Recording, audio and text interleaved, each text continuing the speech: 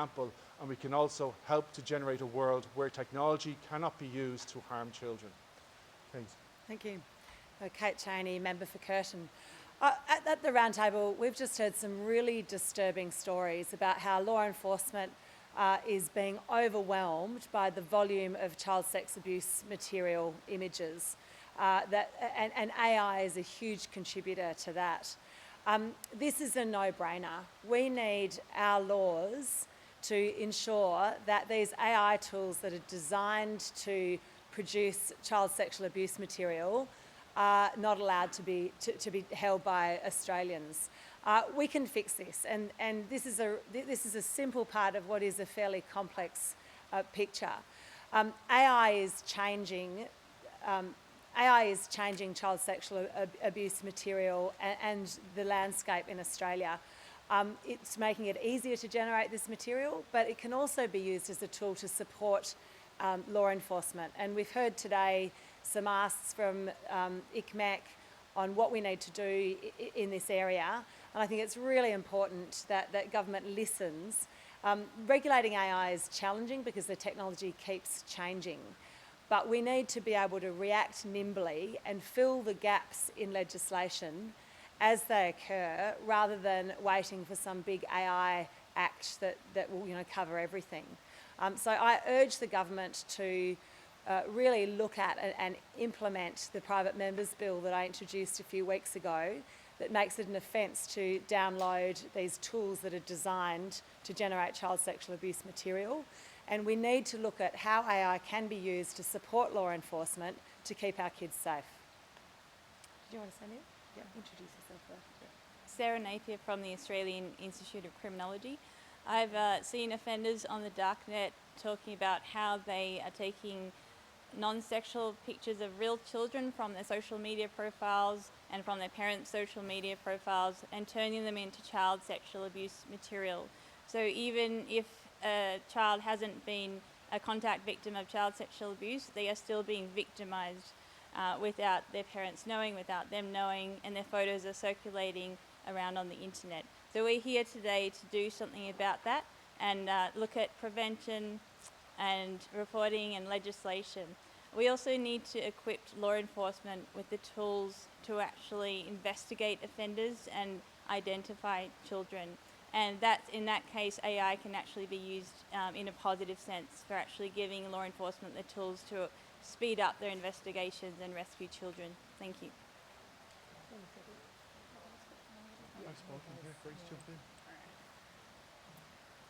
Hello.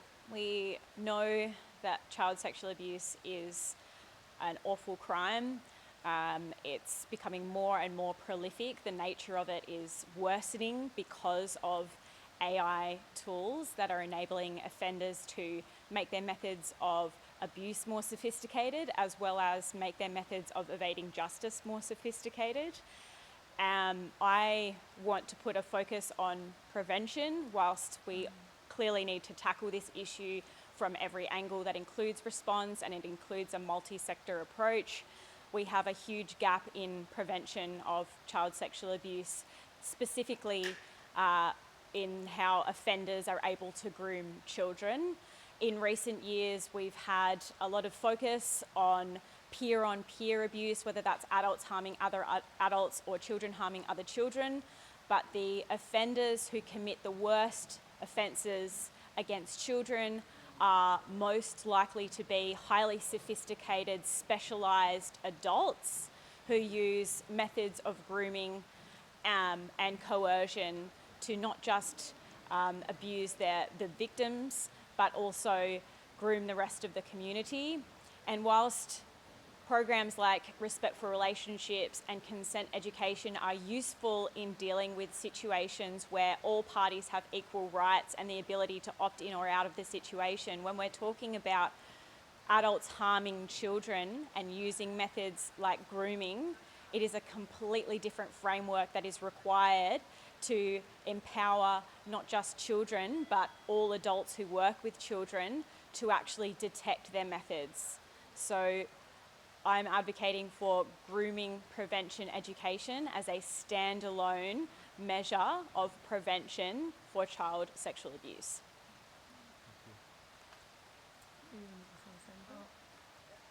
It was an incredible discussion today.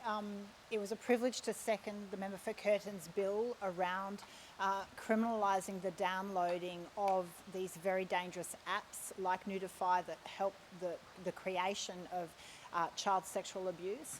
But the testimony of so many around the table, especially from police who are tasked with the incredible work of sifting through what was made clear to us was a volume of material, of abusive material, the difficulty of identifying victims and perpetrators, the fact that these crimes are borderless, that this is often an international situation where there are issues of sharing of data and working across multiple international agencies to be able to identify these victims and get them to safety. It's clear that AI and technology can be a tool to help keep communities safe, but it can also be weaponised. And so we need to ensure we have the right regulatory approach, that it can be used as a tool for our law enforcement agencies, for preventing grooming, for protecting children, but also with the guardrails that we know are necessary around data and privacy, so that the public can have confidence that these very powerful tools will be used in the right way to keep us safe. It was very positive having the Minister there, hearing from the government. I urge them to really take on board the member for Curtin's bill around the downloading of apps, but also Zoe Daniel did fantastic work in relation to an online digital duty of care, and urge the government to take up that private member's bill and introduce it as legislation for the government to ensure we have a safe environment on digital platforms. Any questions? I might just have one if you're able to respond. The government this morning said they will take action to restrict things like Nudify and these sorts of apps. Do you think what they're proposing will go far enough to achieve the sort of outcomes you're pushing for? I think what you need to do is you need to look at the difference between regulation and criminal liability. So regulation is where we're looking at the online platforms, the app stores that are allowing these Nudify apps to be distributed. When we're looking at the AI apps and when we're looking at the age of AI, people can actually create these apps on their own computer and then distribute them to their own network of distribution. When we look at the member Kate Chaney's bill that's in front of Parliament at the moment, that brings criminal legislation harmonising with regulatory legislation. So I welcome what the government have done, and the government are taking a very proactive step in this, proactive step when we come to regulation, but we also need to take a proactive step in relation to criminalisation. People need to have confidence with AI. They need to have public social licence with AI. AI is not bad, but there needs to be strict enforcement of the guardrails, which includes regulatory enforcement and criminal liability enforcement. Sarah, can I just ask how this intersects with sextortion? So we've heard some pretty harrowing accounts about what can happen and the impacts, and you've done a lot of research in the area. Just wondering if you can speak to that, the evidence that you're hearing and how it overlaps with either some of the same material or also child sexual abuse material. Yeah, sure. Yeah, so the Australian Institute of Criminology conducted a survey of adolescents in Australia, and we found that 1 in 10 had been sexually extorted. And of those who were sexually extorted, around 40% that said that they were sexually extorted using AI-generated material. And so that survey was conducted fairly recently. Who knows how much that figure will grow in the next few years with the explosion of AI apps for producing CSAM and that kind of thing. So it just sort of goes to show how crucial this moment is in doing something about it now. How young are some of the sexual extortion cases? So most of them were sexually extorted under the age of 15 years old, and the most common age to be sexually extorted was around 14, 15 years old. Are we hearing accounts of parents being sextorted with images of children that they've garnered online? No, but we are hearing that parents are being approached on dating apps for access to their children. They're being offered money, they're being groomed, single parents are being groomed with the pretense of an adult relationship when the offender is just interested in their children. So there is some overlap with parents being approached for access to their children. I don't mind who sort of answers this question, but the people that are generating this kind of material, whether it is extortion or child exploitation material, do you think they would be stopped if those particular apps disappear, or would they turn to the generic apps like whether it be Photoshop or Canva to keep creating that material? I can jump in on that question if you wish. So I can actually tell you is that when we're looking at the online platforms and looking at regulation, so you're talking about Adobe Photoshop and these AI tools, they have massive trust and safety protocols being put in because they're regulated to have those trust and safety protocols. When I look at darknet offending communities, they are trading tradecraft in how to actually do it on a local computer because they're not subject to the watching eye. This becomes the really important why criminalisation has to take place. Look at the Wells case in Victoria where somebody is making over $1 million Australian dollars in relation to a game that tended to promote and support sexual exploitation of children. They distributed that all around the world, and yet they were only charged with possession of child sexual abuse material and distribution of child sexual abuse material, not the distribution of a technology that was actually trained to actually generate child sexual abuse material. So will it stop people? When we look at criminal intent is always going to be there, but there also has to be criminal responsibility. Putting people in front of the courts, putting people in front of a charge that actually shows that there are guardrails, enforceable guardrails, will boost the confidence of the public in relation to AI and the innovation of AI.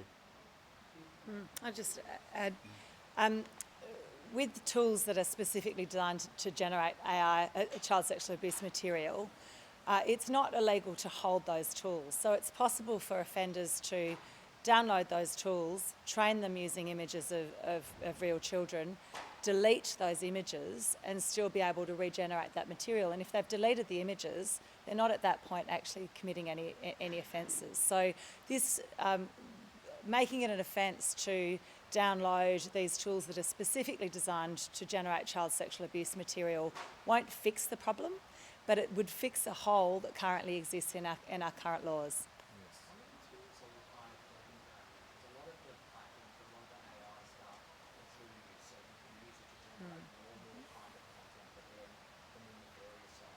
You take that.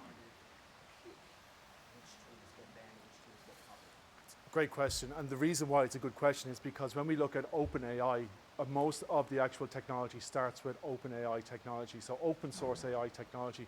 Then they use a thing called a low rank adapter, or LoRa, which actually tweaks the AI to actually generate the material specifically. And it's those little pieces of technologies that needs to be tweaked, need to be illegal. The UK, Europe, United States, we're all struggling with the exact same problem. People want innovation. People want technology that's going to be positive for people's lives. When we're looking at the quantity of these tools, they're regenerated every single day or being made every single day. How do we actually understand if this tool is sole intent and purpose? Australia has systems already in place. It has the ALEX lab from Monash. It has universities can actually show the intent of these tools. So it's relying on the whole ecosystem to actually stand up and say, we want positive AI, we don't want criminal AI in our system. Any other questions?